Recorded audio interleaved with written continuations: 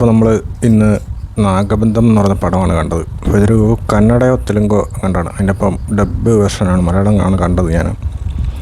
തമിഴ് ഞാൻ കണ്ടിട്ടൊരു 10 മിനിറ്റ് ആക്കിയപ്പോഴത്തേക്ക് എനിക്ക് അങ്ങോട്ട് ഡബ്ബിങ് അങ്ങോട്ട് ശരിയായില്ലെന്നല്ല, എനിക്ക് അങ്ങോട്ട് മനസ്സിലാവുന്നില്ല ഡയലോഗൊന്നും. അതുകൊണ്ട് ഞാൻ മലയാളം ഡൗൺലോഡ് ചെയ്ത് അപ്പോൾ മലയാളം കണ്ടു. എനിക്കങ്ങോട്ട് ഈ പടം അങ്ങോട്ട് അത്രയ്ക്ക് ബോധിച്ചില്ലെന്നല്ല, അങ്ങോട്ട് ഇഷ്ടപ്പെട്ടില്ല ഒട്ടും. കാരണം ഇത് ഫോഴ്സ്ഡായിട്ട് ഹിന്ദു ആ ഒരു ഇതിനെ അങ്ങോട്ട് പിടിച്ച് ഇതാക്കുന്ന പോലെ എനിക്ക് തോന്നി.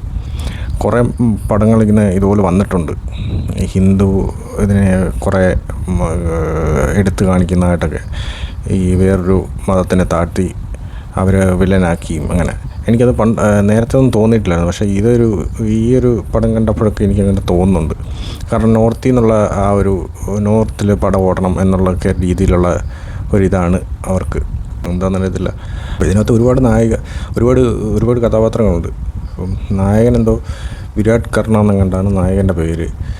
കണ്ടിട്ടില്ല, കേട്ടിട്ടുമില്ല. പിന്നെ നായിക നാഭ നടേശ്, അത് ഞാൻ കേട്ടിട്ടുണ്ട് പുള്ളിക്കാരത്തെക്കുറിച്ച്. പടങ്ങളിൽ അഭിനയിച്ചായിട്ട് കേട്ടിട്ടുണ്ട്. പിന്നെ ഐശ്വര്യ മേനോനുണ്ട്, ജഗപതി ബാബു ഉണ്ട്, പിന്നെ നമ്മുടെ ഇതിനകത്ത് KGF-നകത്ത് നമ്മുടെ ഗരുഡ ഉണ്ട്. വില്ലൻ കഥാപാത്രമായിട്ടൊക്കെയാണ് അഭിനയിച്ചത്. പുള്ളിയുടെ പേര് ഗരുഡ റാമെന്നോ അങ്ങനെ കണ്ടാണ് ശരിക്കുള്ള പേര്. പുള്ളി ഇതിനകത്ത് വില്ലനായിട്ടാണ് അഭിനയിച്ചത്. മെയിൻ വില്ലൻ വേറൊരാളുണ്ട്, പുള്ളിയുടെ പേരൊന്നും എനിക്കറിയത്തില്ല. പുള്ളി ചുമ്മാ എന്തൊക്കെയോ കാണിച്ചു കൂട്ടുന്നത്, വലിയ കുഴപ്പമില്ലാത്ത അഭിനയിച്ചായിരുന്നു. നായകൻ പക്ഷേ നല്ല മോശമായിട്ടാണ് അഭിനയിച്ചത്. നായികയുടെ കാര്യം പിന്നെ പറയാൻ വേണ്ട. ഐശ്വര്യ മേനോനൊക്കെ ഉണ്ട് ഇതിനകത്ത്.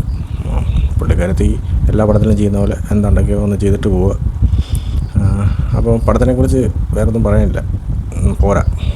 നാഗബന്ധം വല്ലാത്ത ഒരു മലബന്ധമായിപ്പോയി.